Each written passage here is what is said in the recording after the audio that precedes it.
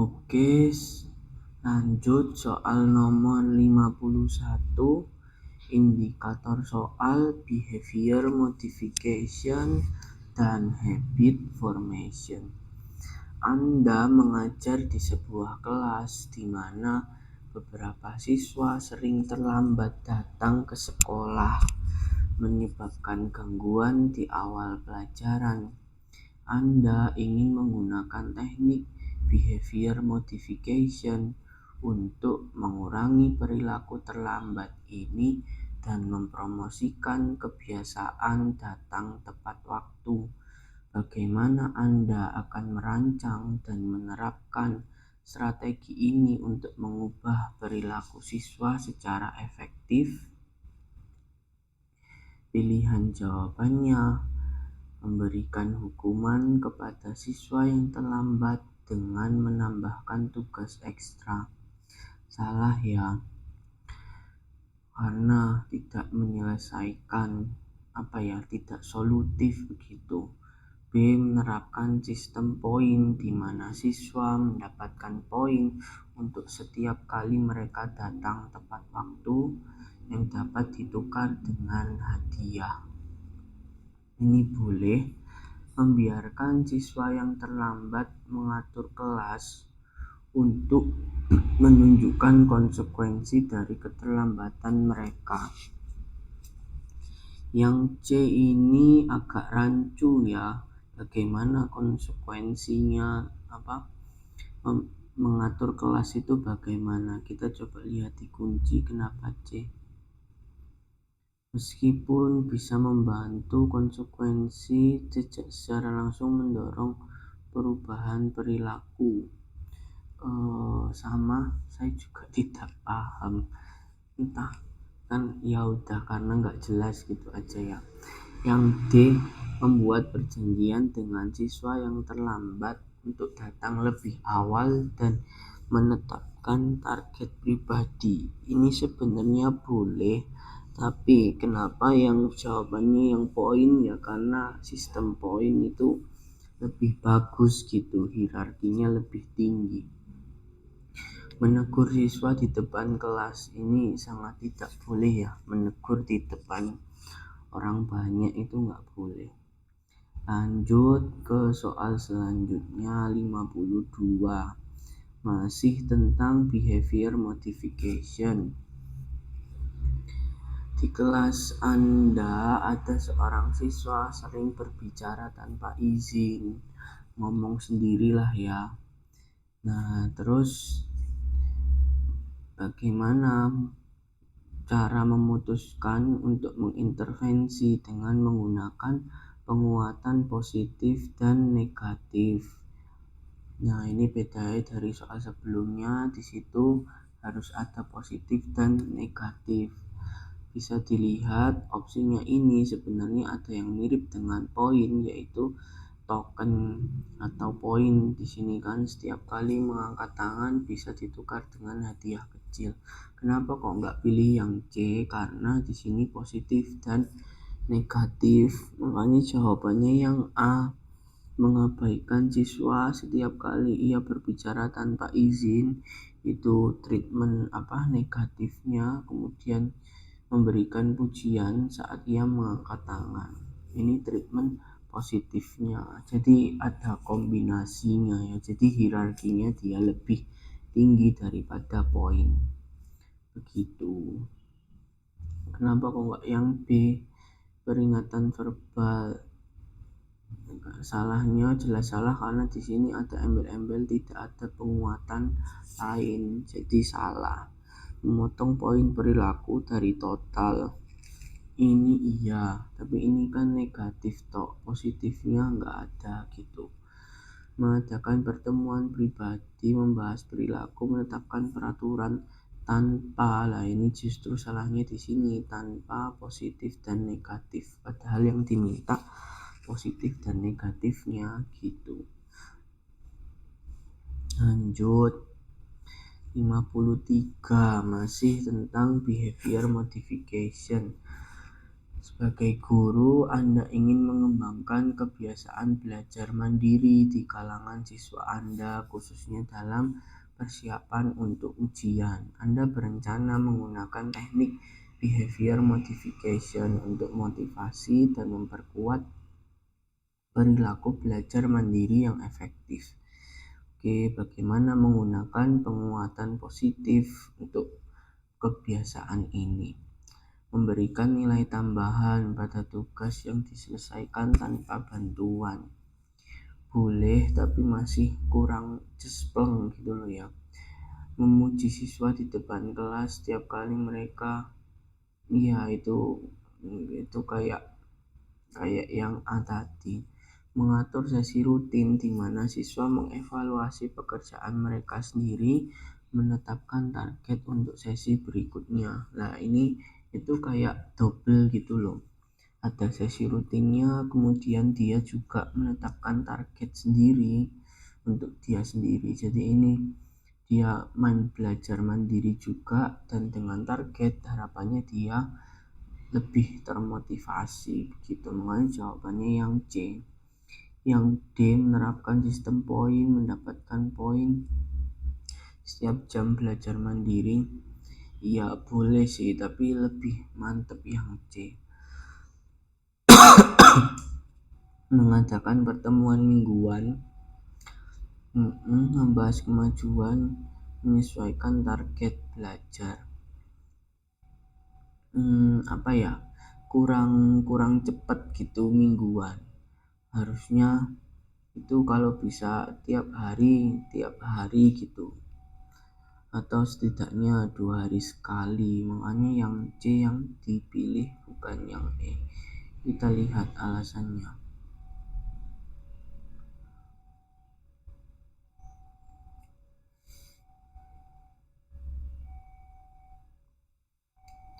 Yang E, keterangannya malah sangat memakan waktu, padahal C juga sama. Oh, kata kuncinya ini, yang E itu setiap siswa memakan waktu, di yang C nggak ada setiap siswanya. Gitu. Oke. Tapi sebenarnya kesannya ya sama aja, yang C pun kayak dengan setiap siswa. Lebih ke mingguannya sih sebenarnya. Karena biasanya soal yang mingguan gini tuh salah. Ya karena kurang cepet gitu, harusnya setiap hari. Walaupun itu dalam penerapannya susah. Next, indikator soal prinsip-prinsip reward, punishment, reinforcement dalam pembentukan tingkah laku. Anda adalah guru di sebuah sekolah menengah, menghadapi masalah kehadiran siswa yang rendah. Siswanya sering nggak masuk. Menggunakan reward untuk meningkatkan kehadiran. Bagaimana merancangnya? Berikan pengumuman umum, memuji. Boleh, tapi tidak efektif. Memberikan hadiah kecil secara acak. Masalahnya secara acaknya ini. Menerapkan sistem poin siswa yang hadir. Nah, kembali lagi ya, poin itu yang opsi yang terbaik, atau setidaknya aman lah poin itu sebenarnya. Menyelenggarakan acara khusus bulanan, menulis catatan pribadi penghargaan, menunjukkan peningkatan kehadiran.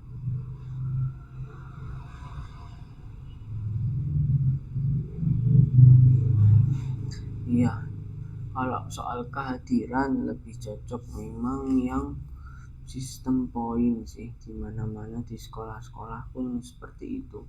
Kalau catatan pribadi untuk kehadiran itu kayaknya terlalu repot dan merepotkan.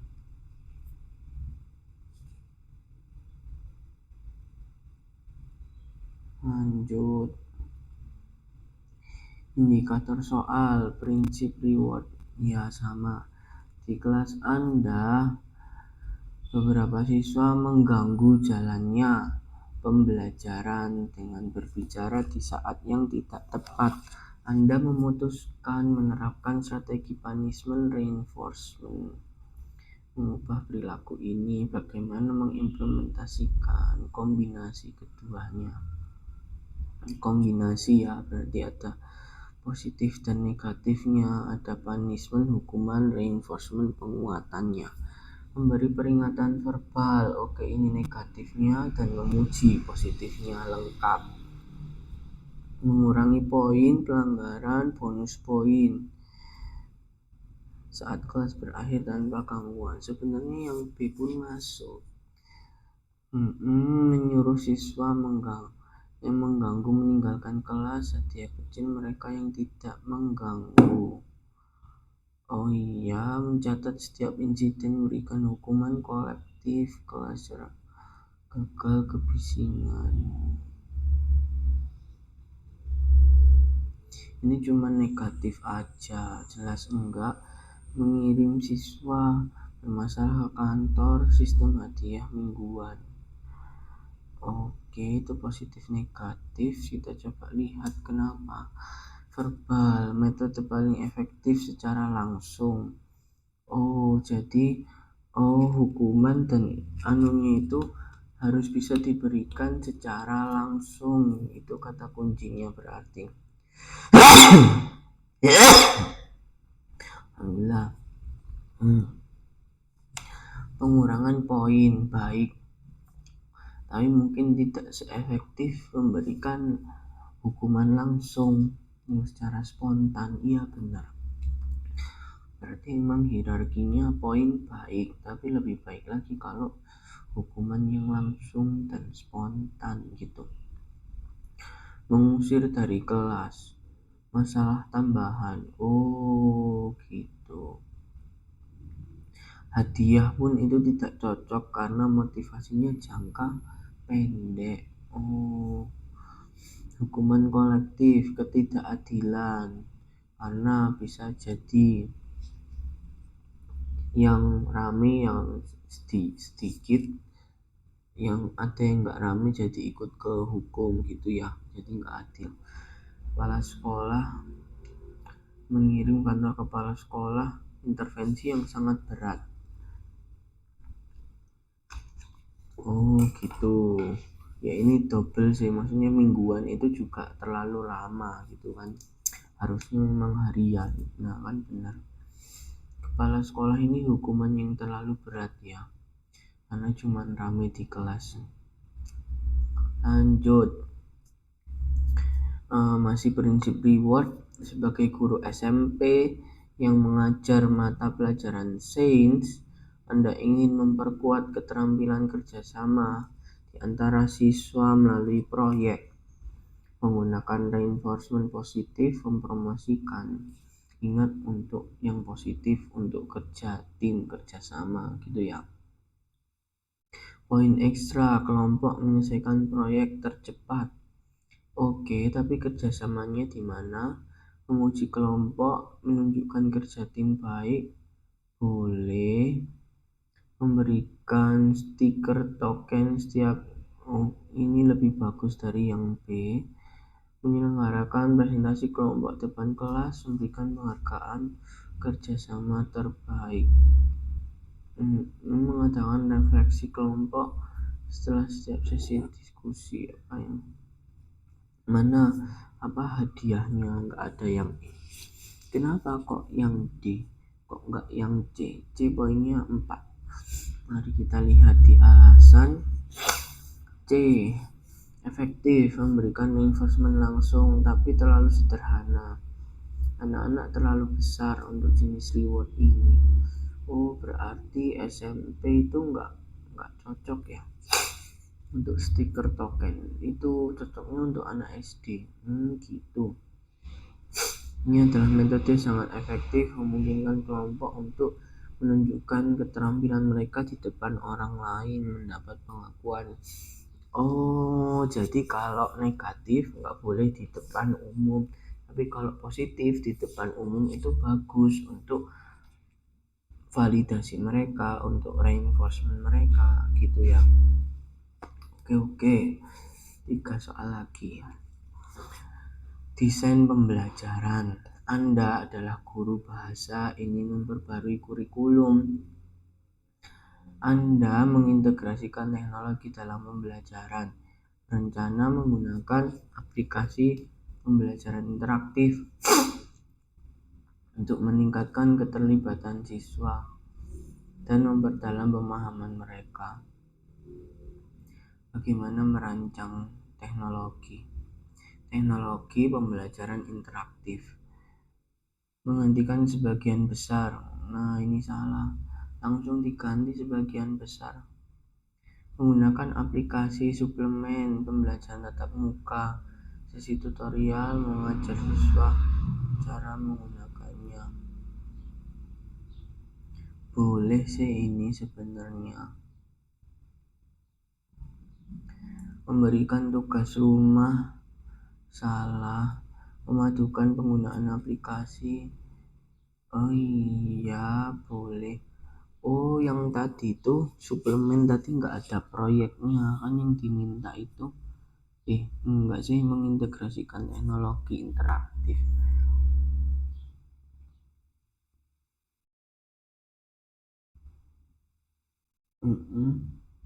Ini proyek sebenarnya bagus, tapi yang dituntut interaktif. Interaktifnya di mananya gitu. Melakukan penilaian kebutuhan teknologi siswa dan menyediakan perangkat sumber daya tambahan sebelum penerapan aplikasi. Ini semacam diagnostik dulu gitu. Sebenarnya yang B kayaknya yang paling cocok. Kenapa yang E? Tuh kan B poinnya 4. Mari kita lihat. B. Baik, integrasi tanpa aspek kritikal dari tatap muka lebih efektif memastikan akses teknologi lebih dulu. Oh, jadi ketika ada penggunaan teknologi itu harus ada diagnostiknya dulu. Harus dipastikan dulu internetnya kuat enggak, spek komputer atau HP-nya kuat enggak gitu mungkin ya, sama sudah siap belum gitu. Makanya yang karena memastikan dulu sumber dayanya. Nice 58. Di kelas ilmu alam ingin mengimplementasikan pendekatan pembelajaran berbasis proyek.